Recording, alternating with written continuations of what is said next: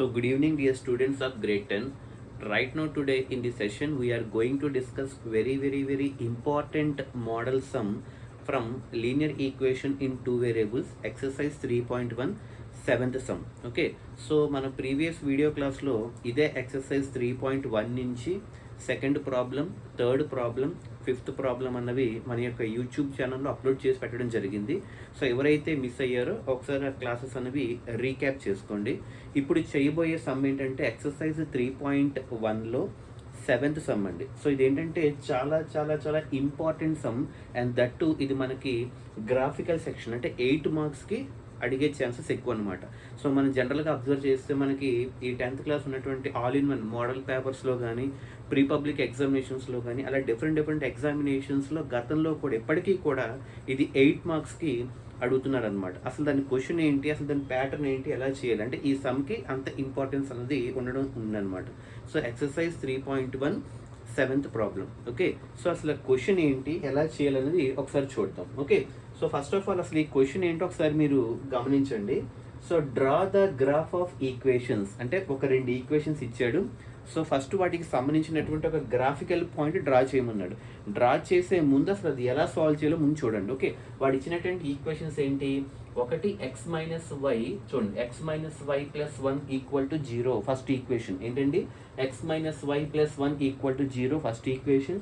అలాగే second equation ఏంటండి, 3x plus 2y minus 12 equal to 0, 3x plus 2y minus 12 equal to 0. ఈ 2 equations ఇచ్చాడు.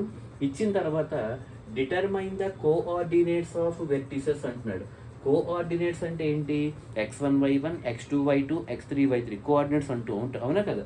అలాగే ఆ కోఆర్డినేట్స్ దేనివని చెప్తున్నాడు, వెర్టిసెస్ ఆఫ్ ఏ ట్రయాంగిల్. అంటే ఇవి సాల్వ్ చేసిన తర్వాత అంటే వాడు ఇచ్చినటువంటి 2 ఈక్వేషన్స్ సాల్వ్ చేసి గ్రాఫికల్గా రిప్రజెంట్ చేసిన తర్వాత మనకు ఒక ట్రయాంగిల్ ఫామ్ అవుతుందని తెలుస్తుంది. ఆ ట్రయాంగిల్ ఫామ్ అయినప్పుడు ఆ 3 వెర్టిసెస్ ఏవైతే ఉన్నాయో ఆ వెర్టిసెస్ ఎన్ని ఉంటాయి, మనకి 3 ఉంటాయి కాబట్టి ఏబిసి అనుకోవచ్చు.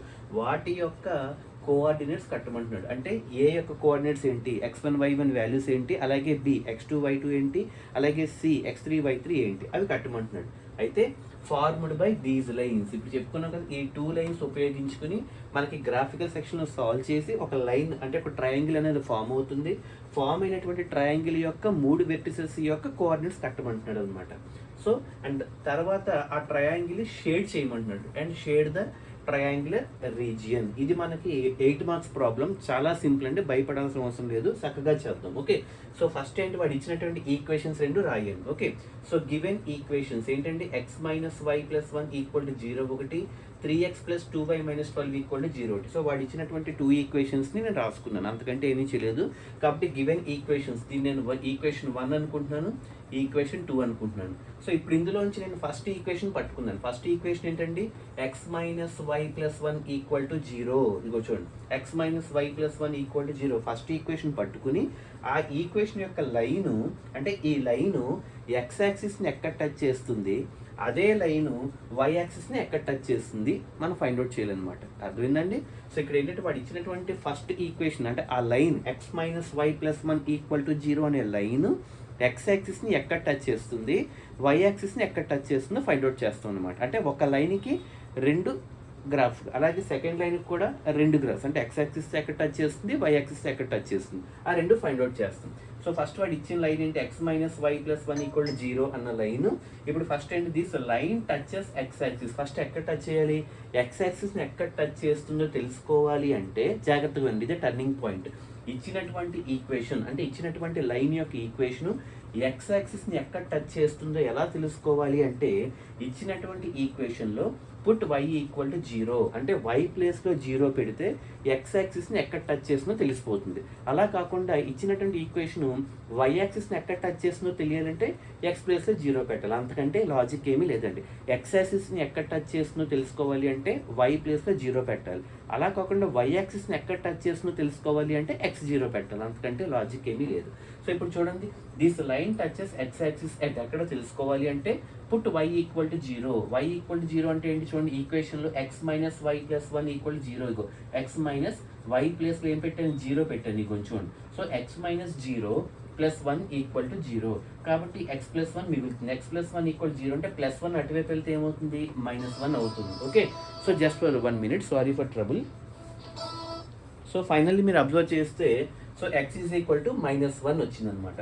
ఈ ఎక్స్ ఈజ్ ఈక్వల్ టు -1 ఎప్పుడు వచ్చింది, వై ప్లేస్లో ఎంత పెడితే వచ్చింది, 0 వచ్చింది. కాబట్టి వై యొక్క కోఆర్డినేట్ ఏమో 0, ఎక్స్ యొక్క కోఆర్డినేట్ ఏమో -1. ఇప్పుడు అర్థం లేదా, అంటే ఎక్స్ వాల్యూ -1 వచ్చింది. ఎప్పుడు వచ్చింది, వై ప్లేస్లో 0 పెట్టినప్పుడు. కాబట్టి x y is equal to -1, 0. అంటే ఎక్స్ యాక్సిస్ని ఎక్కడ టచ్ చేస్తుంది, -1, 0. అర్థం లేదా. నెక్స్ట్ అదే line, this line touches y axis at, ఈసారి వై యాక్సిస్ని ఎక్కడ టచ్ చేస్తుందో చూసుకోవాలి. వై యాక్సిస్ని ఎక్కడ టచ్ చేస్తుందో ఎలా తెలుస్తుంది, put x is equal to 0. ఇందాక ఎక్స్ యాక్సిస్ అయితే వై ఈక్వల్ టు 0, ఇప్పుడు వై యాక్సిస్ కాబట్టి ఎక్స్ ఈజ్ ఈక్వల్ టు 0. అంటే ఎక్స్ మైనస్ వై ప్లస్ 1 ఈక్వేషన్లో ఎక్స్ ప్లేస్లో 0 పెట్టండి. అంటే 0 - y + 1 = 0. -y అటువైపు వెళ్తే +y, కాబట్టి y = 1 వచ్చింది అనమాట. అంటే y = 1 ఎప్పుడు వచ్చింది, ఎక్స్ ప్లేస్లో 0 పెట్టినప్పుడు అనమాట. అంటే ఇప్పుడు y యాక్సిస్ని ఎక్కడ టచ్ చేస్తుంది, 0, 1. అంటే 0, 1 అంటే y యాక్సిస్ని ఎక్కడ టచ్ చేస్తుంది. అండ్ అలాగే -1, 0 అంటే x యాక్సిస్ని ఎక్కడ టచ్ చేస్తుంది. ఇది x యాక్సిస్, ఇది y యాక్సిస్ అనమాట. అంటే ఈ ఈక్వేషన్ సంబంధించి x యాక్సిస్ని ఎక్కడ టచ్ చేస్తుంది, y యాక్సిస్ని ఎక్కడ టచ్ చేస్తుంది. అర్థమైంది కదండి. ఈ రెండు పక్కన పెట్టండి. నెక్స్ట్ సెకండ్ ఈక్వేషన్ చూడండి, 3x + 2y - 12 = 0 అన్నాడు. 3x + 2y - 12 = 0 అన్నాడు. మళ్ళీ సేమ్ అదే pattern, this line touches x axis at, X axis గురించి అడుగుతున్నాను కాబట్టి y ప్లస్ ఎంత పెట్టాలి, 0 పెట్టాలి. కాబట్టి 3x + 2 × y, y ప్లస్ 0 కాబట్టి 2 × 0, 0 అయిపోతుంది. కాబట్టి 3x + 0 - 12 = 0. 3x is equal to -12 అటువైపు వెళ్తే +12 అవుతుంది. కాబట్టి x ఈజ్ ఈక్వల్ టు 4 వచ్చింది అనమాట. అంటే x ఈజ్ ఈక్వల్ టు 4 అంటే ఏంటి, x యాక్సిస్ని ఎక్కడ టచ్ చేస్తుంది, 4. ఎప్పుడు, y ప్లేస్లో 0 పెట్టినప్పుడు. కాబట్టి x, y ఏమవుతాయి, 4, 0. y 0 ఎందుకు అయింది, x యాక్సిస్ గురించి మాట్లాడుతున్నాం కాబట్టి y 0 అయింది, x ఏమో 4. అంటే ఇప్పుడు ఈ సెకండ్ లైన్ x యాక్సిస్ని 4, 0 వద్ద టచ్ చేస్తుంది. నెక్స్ట్ అదే లైను, దిస్ లైన్ టచెస్, ఈసారి y యాక్సిస్ గురించి మాట్లాడుతున్నాం కాబట్టి x ఈజ్ ఈక్వల్ టు 0 పెట్టాలి. x ఈజ్ ఈక్వల్ టు 0 పెడితే అంటే 3 × 0, 0 + 2y - 12 = 2y - 12 = 0. -12 అటువైపు వెళ్తే +12, y = 6 వచ్చింది అనమాట. అంటే y ప్లేస్లో ఎంత వచ్చింది మనకి, 6 వచ్చింది. ఎప్పుడు, x ప్లేస్లో 0 పెట్టినప్పుడు. కాబట్టి 0, 6 అంటే ఏంటి, ఈ 3x + 2y - 12 అనే లైను x యాక్సిస్ నేమో 4, 0, y యాక్సిస్ నేమో 0, 6 దగ్గర టచ్ చేస్తుంది అనమాట. సో ఫైనల్లీ ఇప్పుడు ఈ 4 కోఆర్డినేట్స్ని గ్రాఫ్లో చూపిస్తాం. ఏంటవి, -1, 0, 0, 1. ఫస్ట్ ఈ రెండు రిప్రజెంట్ చేయాలంటే -1, 0 ఎక్కడ ఉందో చూసుకోండి. ఇగో -1, 0 అర్థమైందండి. ఇగో -1, 0. అలాగే ఇంకోటి ఏంటి, 0, 1 అంటే 0, 1 ఇగోండి ఇక్కడ 0, 1. ఇప్పుడు ఈ రెండింటిని జాయిన్ చేస్తే చూడండి, ఇగో ఈ లైన్ వస్తుంది అనమాట. ఇప్పుడు ఈ రెండింటిని ఇలా జాయిన్ చేసుకుంటూ వస్తే ఫస్ట్ లైన్, ఆ లైనే చూడండి x - y + 1 ఆ లైన్ అనమాట. x - y + 1 = 0. అర్థమైందా లేదా. అలాగే సెకండ్ లైన్కి వచ్చేటప్పటికి 4, 0 చూడండి. 4, 0 అంటే ఏంటి, ఇగో 4 ఇక్కడ ఉంది అవునా. 4, 0 అంటే ఇక్కడ టచ్ చేస్తుంది x యాక్సిస్ని. అదే y యాక్సిస్ని ఎక్కడ, 0, 6 అంటే 0 with 6 ఇక్కడ ఉంది చూసుకోండి, 0, 6. మళ్ళీ ఈ రెండింటిని డ్రా చేస్తే ఇలా వచ్చింది అనమాట. సో ఫైనల్లీ మీరు అబ్జర్వ్ చేయండి, ఇగో ఇక్కడ ఒకటి వచ్చింది, ఇక్కడ ఒకటి వచ్చింది, ఇక్కడ ఒకటి వచ్చింది అనమాట. సో ఈ వీటి యొక్క వెర్టిసెస్ మనం ఫైండ్ అవుట్ చేస్తాం. అర్థమైందా లేదా. సో ఒక వెర్టిసెస్ ఏమో -1, 0 దగ్గర టచ్ అయింది, ఇదిగో ఇది A. అది ఇంకోటి B 4, 0. అండ్ అలాగే ఇంకోటి ఈ పైకి వచ్చేటప్పటికి మీరు కరెక్ట్గా ఇలా సస్పెండ్ చేసుకుంటే ఈ 2కి 3కి 4కి మధ్య టచ్ అవుతుంది అనమాట. ఆ కోఆర్డినేట్స్ ఏంటో మీరు ఎగ్జామ్లో నోట్ చేసుకుని గ్రాఫ్ చేసేటప్పుడు కరెక్ట్గా అర్థమవుతుంది. అది ప్లేస్ చేయడం జరుగుతుంది అనమాట. సో ఇది ఈ విధంగా ఈ ప్రాబ్లమ్ని సాల్వ్ చేయాలన్నమాట. ఇది most important expected 8 marks some అండి. అంటే ఏమీ లేదు, ఇచ్చినటువంటి ఈక్వేషన్ని, ఆ ఈక్వేషన్ ఎక్స్ యాక్సిస్ని ఎక్కడ టచ్ చేస్తుందో తెలుసుకోవాలంటే y ప్లేస్లో 0 పెడతాం. అలా కాకుండా y యాక్సిస్ని ఎక్కడ టచ్ చేస్తుందో తెలుసుకోవాలంటే x ప్లేస్లో 0 పెడతాం. అంటే ప్రతి ఈక్వేషన్కి 2 కోఆర్డినేట్స్ వస్తాయి. అలాగే సెకండ్ ఈక్వేషన్ కూడా 2 కోఆర్డినేట్స్ వస్తాయి.